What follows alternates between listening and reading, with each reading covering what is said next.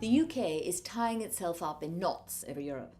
Those in favour of leaving and those in favour of staying come up with ever more outrageous statements. For instance, quote, "If we leave, the UK will be as isolated as North Korea."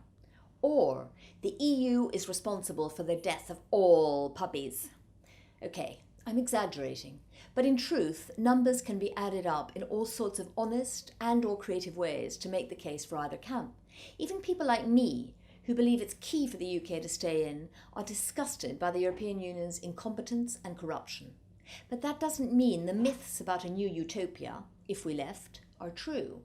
Let me, as an immigrant and an adopted Brit, destroy a few of the Brexit myths.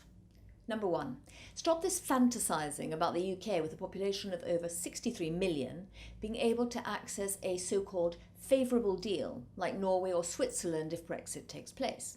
These tiny countries have access to the single market, except they have no say over EU regulation, which they have to sign up to, nor do the Swiss have unimpeded access to the financial services market. How would the City of London thrive? And both countries have to remain open to EU migrants. Let me repeat that. And both countries have to remain open to EU migrants. Number two, stop blaming the EU. It is excuse number one sometimes in the lexicon of all British governments, as the minister recently told me. Perhaps it's time to admit publicly that much of the excessive regulation this country suffers from is due to the British civil service's addiction to gold-plating EU directives into UK law. Point number three, drop the outmoded argument that the EU is seeking ever closer union. That's not the reality on the ground. Schengen is dead or dying. Unfortunately, the migrant cum refugee crisis is seeing the re-emergence of barbed wire and border controls.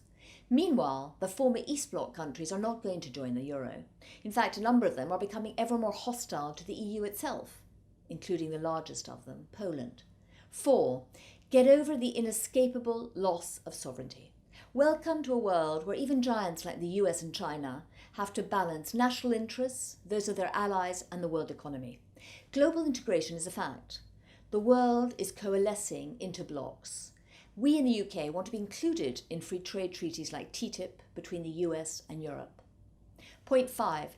Britain must become a leading protagonist in the EU alongside Germany.